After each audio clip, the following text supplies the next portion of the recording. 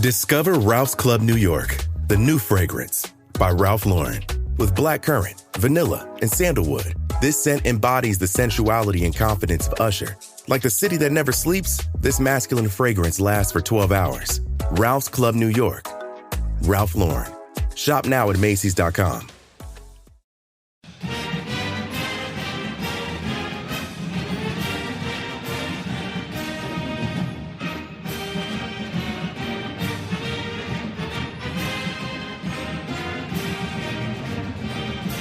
Hey there, Duke fans. Welcome to episode 743 of the Duke Basketball Roundup. Donald Wine here. I got Jason Evans here. Jason, before we introduce our awesome guest, why don't you tell the people where you're at, and then I'll tell the people where I'm at. I'm down the shore. I'm at the Jersey Shore for a couple of weeks with my wife. We have a place here that our family has. I do this every year, usually in August or September. It's so relaxing. It's so nice. I've got the beach right outside my window. I mean, this is not a bad life. I am also on a beach. I'm not at the beach with you. I am in the Outer Banks. I'm visiting Outer Banks for the first time. So I am back in our great state of North Carolina, where our guest is. Of course, we are talking about a guy who transferred in from Tulane, became a beloved member of the Duke community, and both on and off the court, now a member of the Charlotte Hornets. I'm talking about Sion James. Sion, we've waited a year to get you onto this show, but finally, welcome to the Duke Basketball Roundup. Of course. Appreciate y'all. So I want to start the questions. We're going to start with some NBA questions, and I want to start with this. Obviously, as I mentioned, you transferred from Tulane. You had a great year at Duke. You get drafted by Charlotte. And as someone who is kind of in two worlds, right? I went to law school in Miami. Having this two world where you have two different schools. How did Tulane folks react to your season as a Blue Devil and also getting drafted? I saw that social media had posted congratulations, but talk about the support that they gave you throughout this past season, because we've heard a lot obviously about the Duke side, but I'm curious to know how they reacted to you being a Blue Devil for this final year. Yeah, I got a ton of love from Tulane fans throughout the year. Even when I transferred, a lot of players, you hear stories about players transferring and they burn a lot of bridges with their former school and the former coaches and teammates, but I didn't deal with any of that. I got an unbelievable amount of love from the Tulane community, which I'm eternally grateful for. I had the best 4 years of my life there at Tulane, and I'm glad that they were able to support me past that. And I still stop into New Orleans every few months now. Like, that's somewhere that I have a home. Like, I love New Orleans. It's my home there. I consider one of my places I'd consider home. And I'm thankful for that. So the Tulane community has been great for me. It's a group that I'll always support, and I'm thankful they supported me. So you get drafted by the Charlotte Hornets. You get to remain close to Durham, at least, that you're one of your homes. But also you're drafted with your teammate, Con Knipple. So how cool was it to be drafted by the Hornets, knowing that he had already been drafted by them? And what's it been like to go through this process with him? Yeah, I mean, it was awesome. I love Con. I've said plenty of times that's my guy. I'm thankful that we were able to continue to play together. He was one of two calls I made on draft night. One was from the team, and they were congratulating me and everything. And the other one, I talked to him for just a little bit. So we were super excited to get going. It's been great being on the team with him again.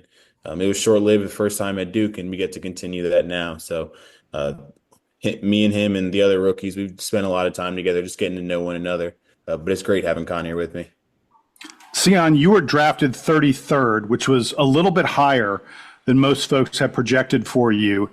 Did you have an inkling that your name might get called that quickly on night number 2 of the draft, right at the beginning of the second round? And then take me a little bit through that moment, the emotions. We've seen some of the videos. You were having a little bit of a party there. I know Coach Carroll was there with you, I believe. Just take us through that evening and what that was like getting drafted 33rd, third pick of the second round. Yeah, I didn't know. I knew going into the draft as a whole that Charlotte was a potential landing place for me.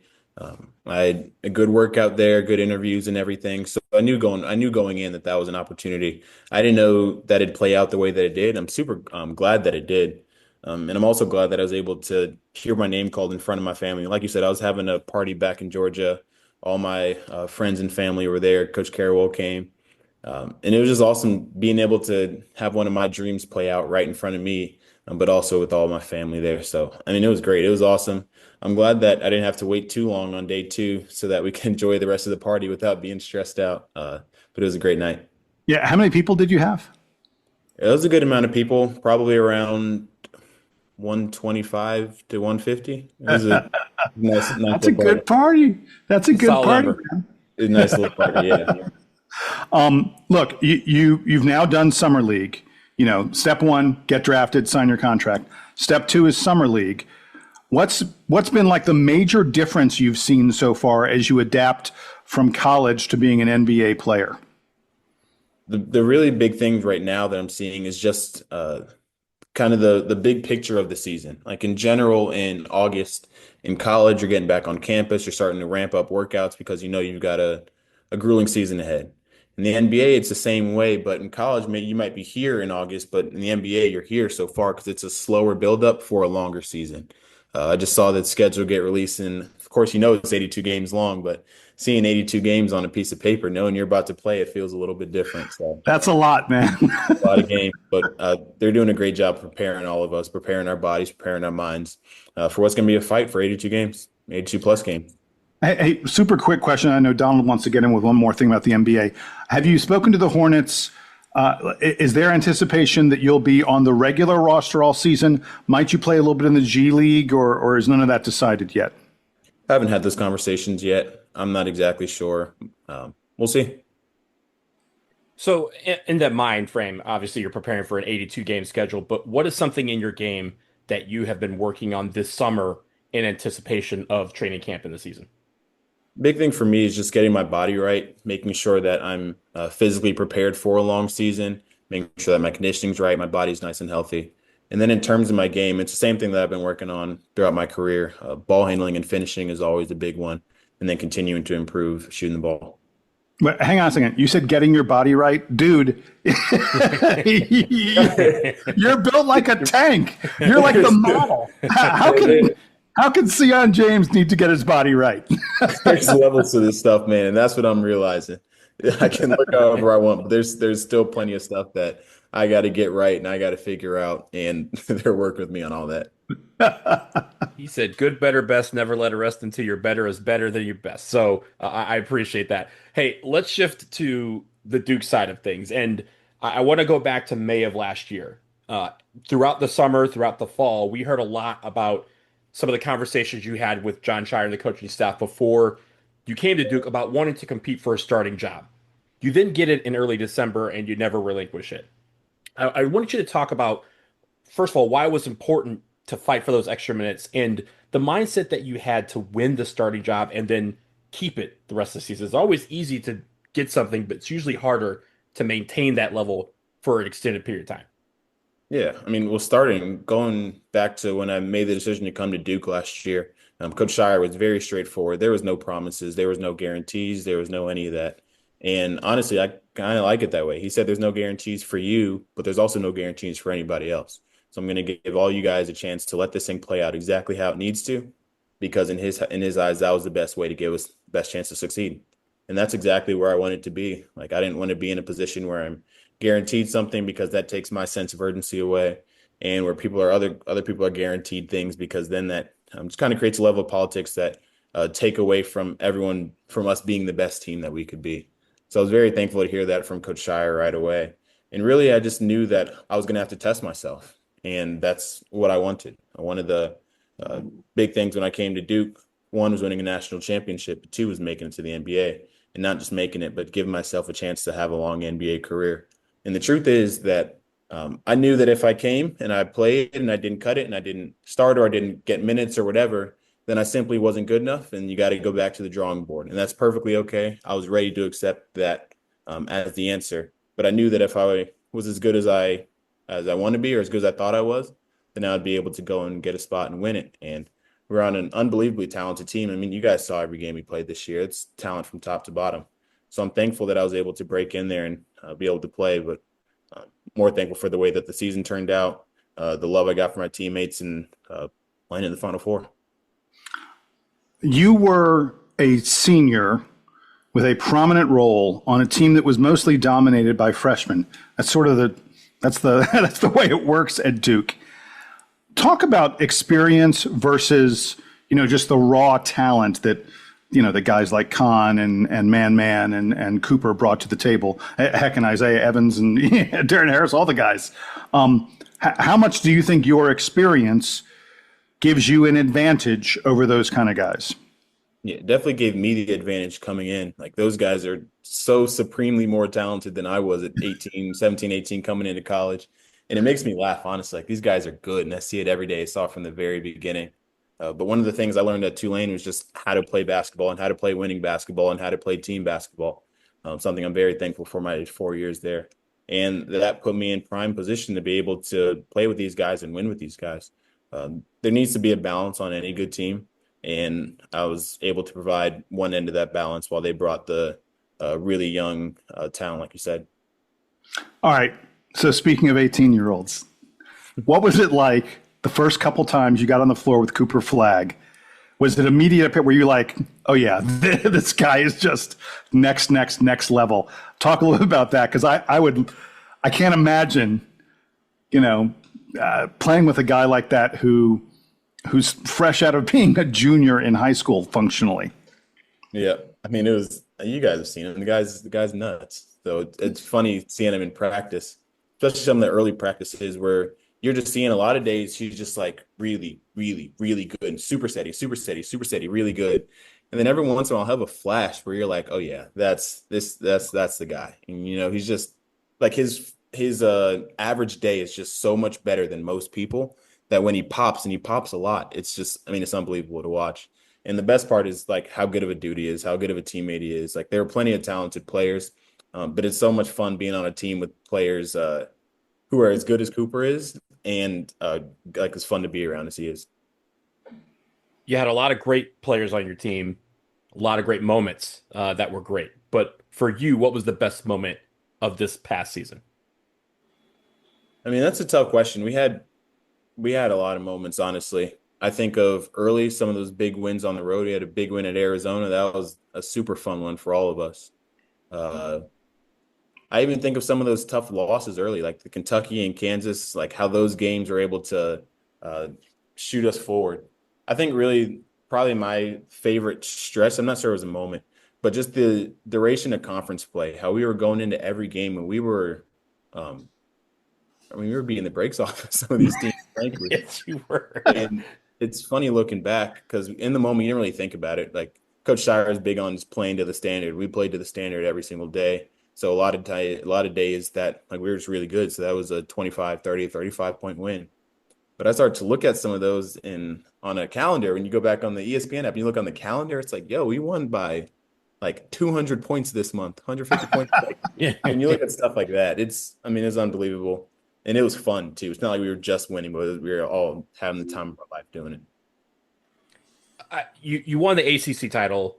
You got to play in a Final Four. You have degrees from two incredible institutions in Tulane and Duke.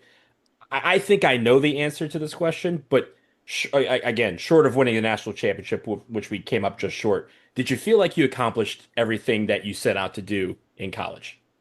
I think I accomplished it and then some.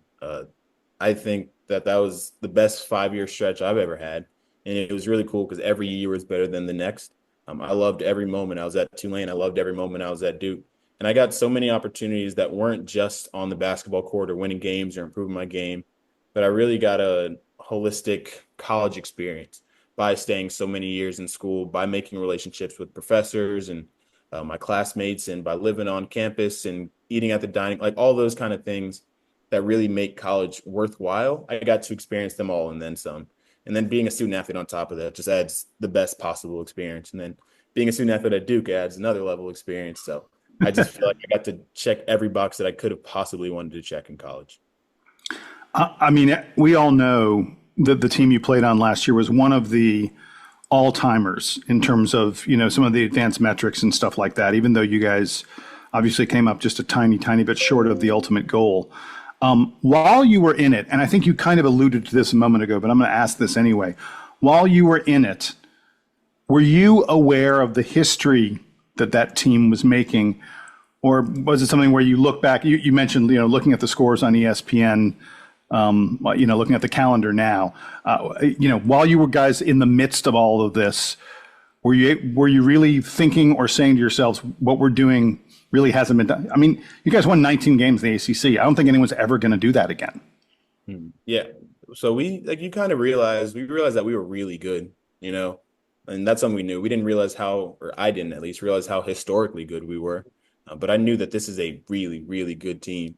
And it was more and more clear as we got going later and later and later in the season.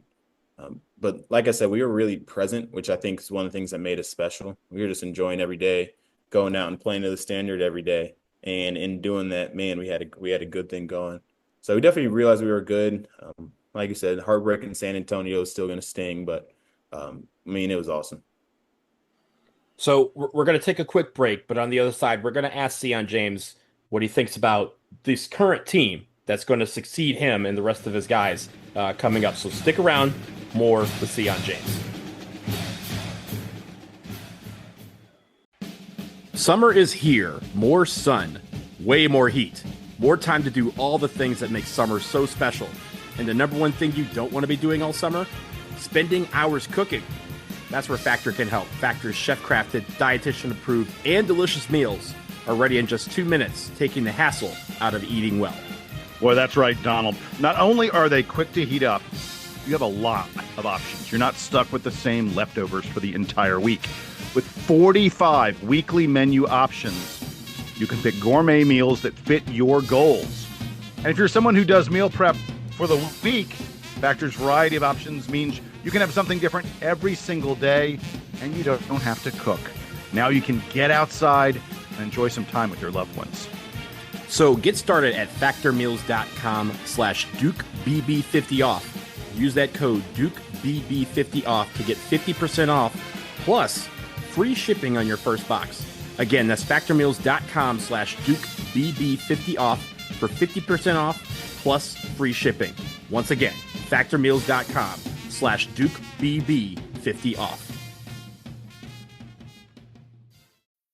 This episode is brought to you by Dogfish Head Craft Brewery. The Grateful Dead and Dogfish Head have gotten the band back together with the release of Grateful Dead Juicy Pale Ale, a light-bodied pale ale brewed with sustainable Kernza grains, granola, and heaps of good karma for a refreshing brew that's music to your taste buds. Available nationwide. Visit dogfish.com to find Grateful Dead Juicy Pale Ale in your neck of the woods. Dogfish Head Craft Brewery is located in Milton, Delaware. Please drink responsibly.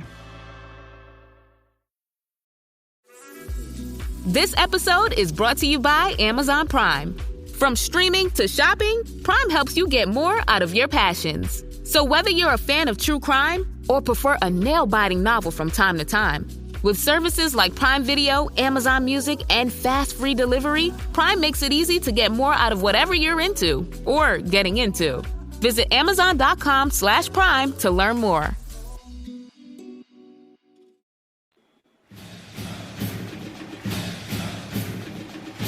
All right, we are back, and we are still here with Sion James, current Charlotte Hornet, but obviously a beloved Blue Devil member. Jason, I want to kick it to you because I know we want to start talking about this next team that's going to be wearing the Duke Blue. Look, Sion, I know that you have been very involved in the NBA preparations for the draft, getting, like you said, getting your body ready mentally, physically, all that other stuff. But I have to think you've heard little nuggets a little bit here and there about the current Duke team. What can you tell us? Do you have any clues, any hints about how things are going for the guys that you left behind and the new guys who arrived after you departed campus? Yeah, I've gotten to meet a handful of the new guys and, of course, the guys that I played with. The cool thing about being in Charlotte is that I'm pretty close to Durham, so I've made a handful of trips up there, usually just a day or two, just to stop in, whether I was moving or whatever the case is. And I got to be around some of the guys. It's another special group in there. You know, one thing about Coach Shire is he's going to keep some really special players on the team. And that's just how it is. I mean, all these new guys coming in are incredibly talented. And then the guys that I played with, think of Isaiah and Darren and Patrick, like these guys, Malik, Caleb, they just keep taking steps forward. And they're really ushering in a new team. And it's been fun to see from the outside looking in. All right, come on. You got any hints? You got to give us more than that, man. How good is Cam Boozer? I mean, he's incredible. I haven't seen him at practice or anything, so I don't have the inside information you guys are probably looking for. But one thing I've learned is to trust Coach Shire. He knows what he's doing. He knows what he's looking for. And every single guy he's brought in is going to make an impact. Such a diplomatic answer. You're so good at that. I wish I had more for you. I do know that the Charlotte Hornets schedule, the NBA schedule, just came out a couple of days ago. I'm looking forward to seeing you when you come up to DC. But I assume once the schedule comes out for Duke, you'll kind of figure out where those off days are, that you can maybe take a couple-hour trip up to Durham to watch a couple games. Yeah, 100%. I'd love to make it to a handful of games. Like you said, the fact that it's just a few hour trip makes it nice and easy. So hopefully to catch one or two or as many games as possible. We've talked a lot about on the basketball court, but off the basketball court, one of the hallmarks of your college career was kind of using your prestige, your celebrity, if you will, to give back to the community. You did it at Tulane. You did it at Duke. First of all, why is that so important to you, the stuff that you were doing with the Sion James Foundation? And also, what plans do you have going forward in Charlotte to extending that community service? I mean, the reason it's so important to me is because I realized early on that a lot of the things that I've been given and a lot of the successes that I've had are not solely because I've worked so hard or because I'm so good at anything. A lot of it was luck, and I was blessed with so much, and it's as simple as that. And like, I believe that we get blessed not because of anything that we deserve or not because we're so good or so whatever, but because God decided that it was for us and he wants to use us to give back to others. And that's always been my reasoning. It's just a overflow of the things that I've been given. And I feel like I have a responsibility to be the hands and feet of God. And he's the one who's given us all this. And it's our job to give it back to the people that he's decided he wants us to give back to. So that's really been my reasoning from when I was at school at Tulane, falling to Duke. And now here in Charlotte, it doesn't change at all. As a matter of fact, it takes a step up because I feel like when you're blessed with more, even more is expected. In terms of what specifically is on deck, I'm not really sure yet. Still working on a lot of stuff. Just moving in and becoming an NBA player has been a big transition. So for me right now, it's just getting settled in that sense. A few things that I do still have lined up are some shoe distributions in partnership with a nonprofit called Samaritan's Feet. They're headquartered here in Charlotte, and I did a fundraiser with them in April, right after the season, and we were able to raise around $30,000 to give shoes to 3 elementary schools up in Asheville that are still dealing with hurricane damage. So we were able to do one of those shoe distributions in May, right as the school year ended, and then the next two will be in the beginning of October. So those are still on deck, and we're working on others throughout the year, but it's really awesome when I get to do off the court. That's amazing. Is there a website that people can follow? I know as you get your career started, you may be updating a little bit more, but how can people find out more about the work that you are currently doing as you get started? Yeah, of course. Anything, it'll all be on sionjamesfoundation.org. I'm currently working on updating everything, building out a team to help me just keep everything as streamlined as possible and keep everyone in the know, keep the website updated, social media updated, and everything.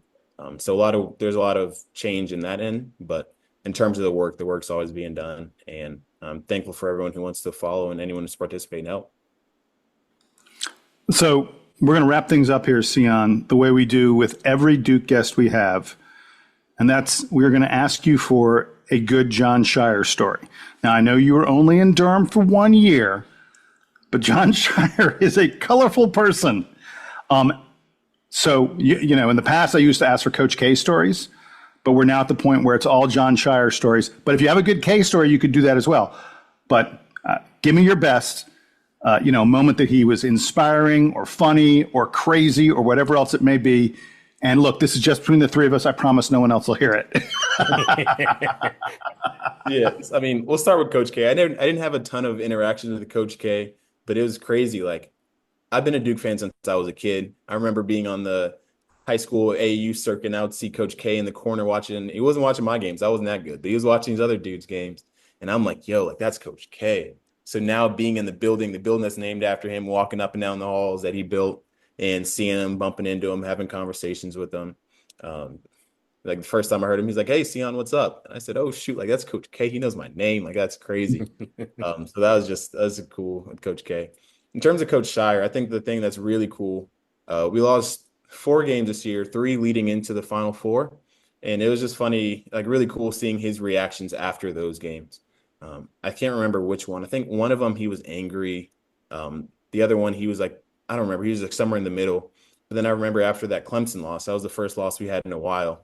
And we had a nice early film session. He came in and he was like really, really regular, like very, very regular. And I didn't know what to expect because I hadn't seen Coach Shire after a loss very much. But it was just, he said that as calmly as can be, that we're going to make this the best thing that's ever happened to us. We're going to let this loss be the thing that propels us to win a national championship. And at that point, it's maybe February when he played that game. I don't even remember when. But we were just so good after that too. So it's just the cool thing about Coach Shire is how he's learning and he's working just alongside us. So he works on all that stuff, works on just tries to be his best. And I think that was some of his best that day. Oh, that's awesome, man. Thanks for sharing that. That is really cool. Of course. Yeah. And of course, Sion, as we let you go, just want to let you know that I hope that you recognize and your teammates recognize what a joy it was to watch this team this past year. You were a huge part of it. You are now a friend of the podcast. So Sion James, we welcome you back anytime. Hope to see you very, very soon. But thank you, as always, for getting on the show. Of course. I appreciate y'all. And that will do it for this episode of Duke Basketball Roundup. We will be back very, very soon. Jason and I have to go catch some rays, maybe some fish, get in the water a little bit. But until then, he's Jason, he's Sion, I'm Donald. That sound is the Duke band playing us out and taking us home.